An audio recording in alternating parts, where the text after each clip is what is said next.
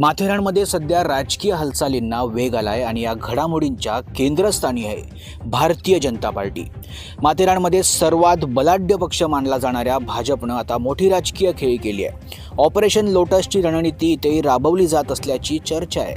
माथेरानमधील 3 माजी नगरसेवक दिनेश सुतार, संतोष लखन, संतोष शिंदे असे एकूण 15 हात रिक्षा चालकांनी प्रशांत ठाकूर यांच्या उपस्थितीत पनवेल येथील पक्ष कार्यालयात भाजपमध्ये जाहीर प्रवेश केला। या घडामोडींमुळे माथेरानमध्ये शक्तिशाली भाजपची ताकद आणखी वाढल्याचे संकेत मिळत आहेत। विशेष म्हणजे 94 परवानाधारक हात रिक्षा चालकांना ई-रिक्षा मिळवून देण्यासाठी भाजप शहराध्यक्ष प्रवीण सकपाळ यांनी चंगच बांधलाय। माथेरानमध्ये माणसाने माणसाला ओढण्याची अमानवी प्रथा बंद व्हावी यासाठी सर्वोच्च न्यायालय यांनी ऑगस्ट 2025 मध्ये महत्त्वपूर्ण निर्णय दिला होता।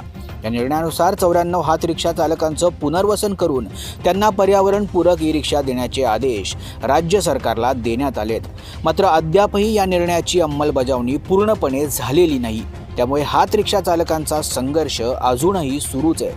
काही दिवसांपूर्वी हात रिक्षा चालक आणि भाजप कार्यकर्त्यांनी रवींद्र चव्हाण यांची भेट घेतली होती। या भेटीत हात रिक्षा चालकांचा पुनर्वसनाचा मुद्दा जोरदारपणे मांडण्यात आला होता।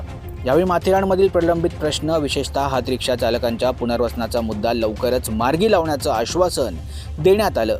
त्या भेटीच्या अनुषंगानेच आज मोठी राजकीय घडामोड घडली आहे। आता सूत्रांच्या माहितीनुसार जर ह्या हात रिक्षा चालकांना न्याय मिळाला तर संपूर्ण श्रमिक हात रिक्षा चालक मालक संघटनाच भाजपमध्ये विलीन होण्याची शक्यता आहे। आता सर्वांच्या नजरा एका प्रश्नावर खेळल्यात, भाजप आपले आश्वासन पूर्ण करणार का? Bureau report, Maharashtra news 24।